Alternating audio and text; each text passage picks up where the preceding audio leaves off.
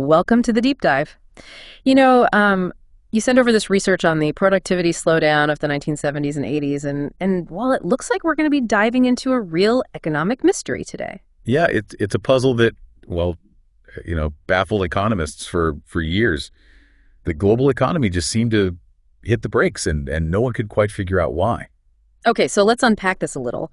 The research points to organizational capital as a key factor.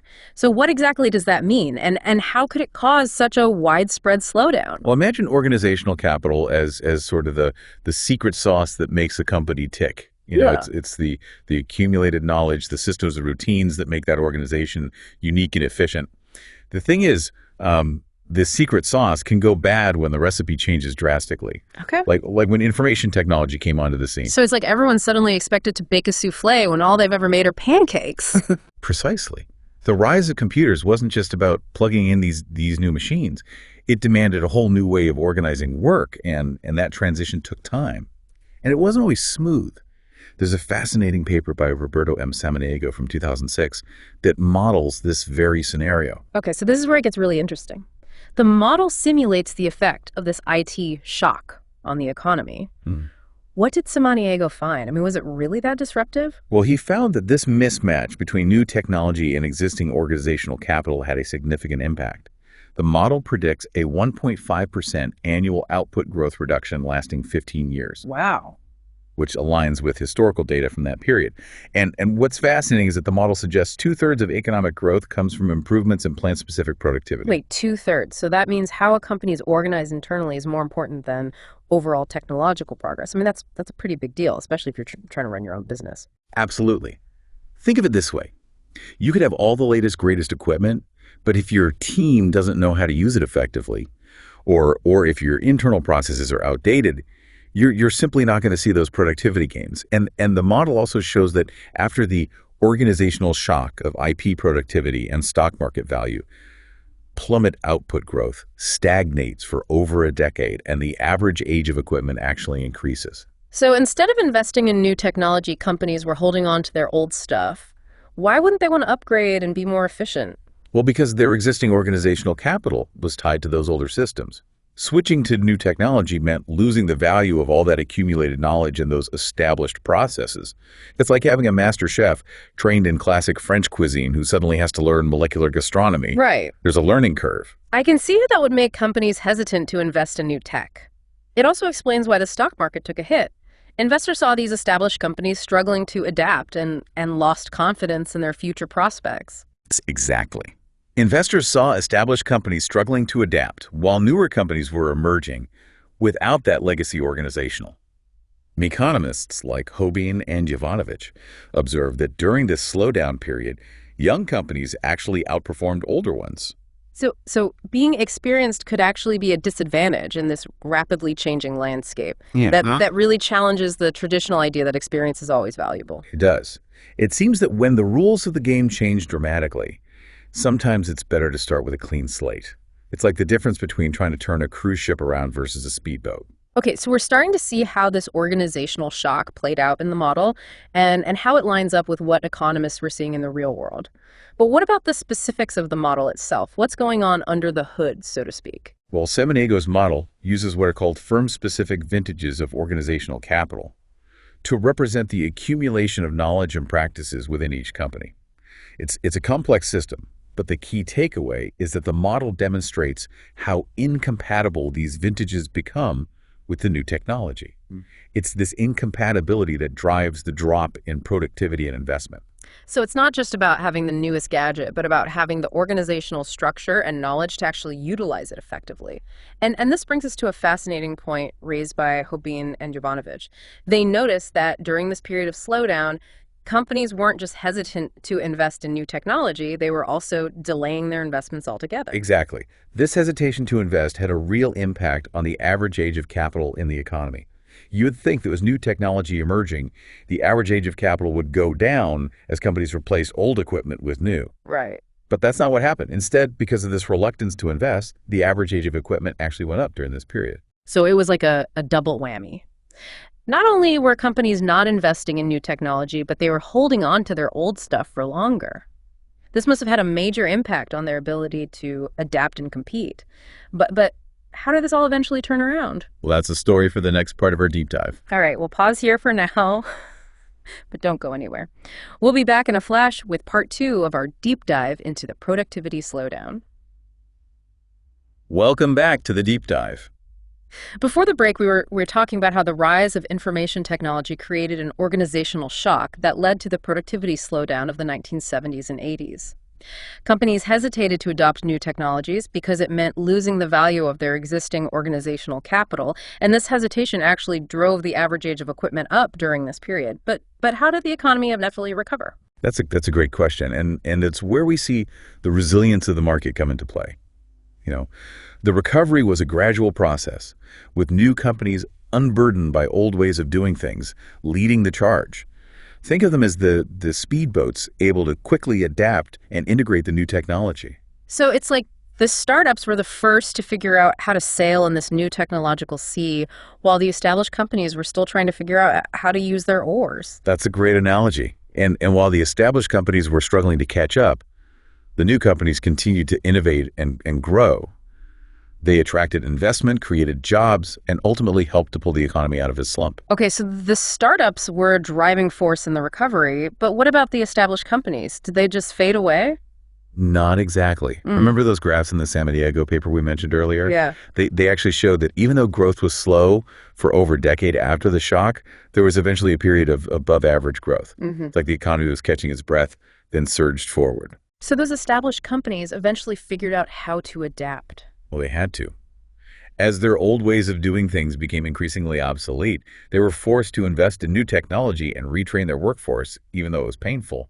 This was a critical part of the recovery, as these large companies represent a significant portion of the economy. It seems like a classic case of adapt or die. But what about the stock market? We talked earlier about how it took a hit during the slowdown. How did that eventually recover? Well, the stock market is a forward-looking beast. It anticipates future growth and trends. Remember how investors were initially hesitant about established companies? Right. Well, as these companies began to adapt and show signs of recovery, investor confidence returned. So the stock market recovery was a reflection of the overall recovery of the economy. Precisely. And this recovery was fueled by a combination of factors: new companies emerging, established companies adapting, and overall investment in the economy increasing.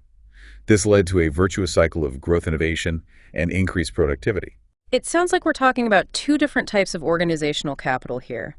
The old established kind that became a liability during the IT revolution, and the new kind that emerged with the rise of startups and innovative technology.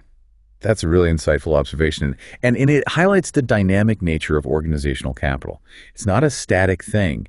It's constantly evolving and adapting to the changing landscape. And as we think about what this means for us today, it's important to remember that the skills and knowledge that are valuable today might not be so valuable tomorrow. That's a sobering thought. So what can we do to make sure we're not left behind in the next organizational shock? That's where the concept of intangible capital comes in. Economists are increasingly recognizing that factors like human capital, your skills and knowledge, and social capital, your networks and relationships are just as important as traditional forms of capital. So it's not just about the machines and the technology, it's about the people who use them and the networks they're part of. This makes me think about those companies that struggled during the slowdown. Was it just about the technology, or was it also about their ability to adapt their organizational structure and culture? That's a crucial point. Many economists argue that organizational structure and culture are just as important as the technology itself. A company can have the most advanced technology in the world, but if its organizational structure is rigid and hierarchical, or if its culture is resistant to change, it's going to struggle to adapt. So it's not just about buying the latest gadgets. It's about creating an environment where people can learn, experiment, and adapt quickly. That sounds like a challenge, especially for larger, more established companies. It is a challenge, but it's also an opportunity.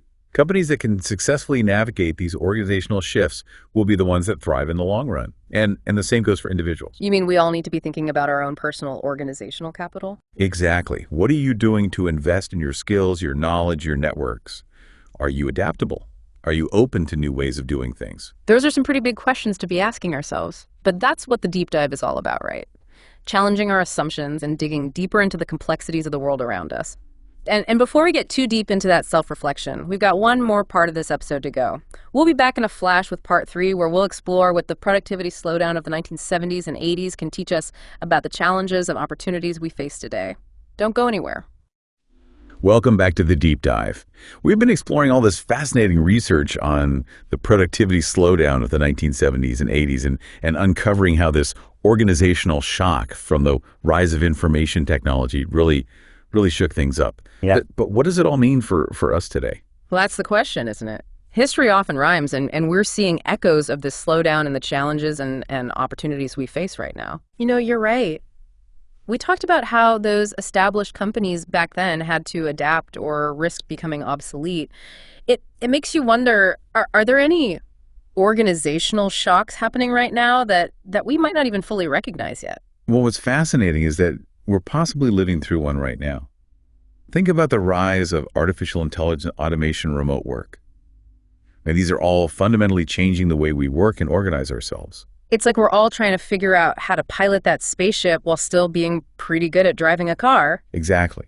And just like the IT revolution, these changes are going to create winners and losers. Those who can adapt, learn new skills, and build flexible organizational structures will be the ones who thrive. So for those of us listening who might be thinking, okay, how do I make sure I'm one of the winners here? What advice does this research offer? Well, if we connect this back to the concept of organizational capital, it's not just about the technology itself, but how we adapt to it. The research highlights the importance of intangible capital. This includes things like human capital, your skills knowledge and adaptability and social capital, your networks, relationships, and ability to collaborate effectively. So you're saying that in a world increasingly driven by automation and AI, it's our uniquely human skills that will set us apart. That's a key takeaway. Think about what can't be easily automated. Creativity, critical thinking, complex problem solving, emotional intelligence, and the ability to build and maintain relationships. These are the skills that will become increasingly valuable. This raises a really important question for our listener. If they want to future-proof their career, what specific steps can they take? It can feel kind of overwhelming to just say, be more creative. You're right, it needs to be more concrete than that. Think about it this way.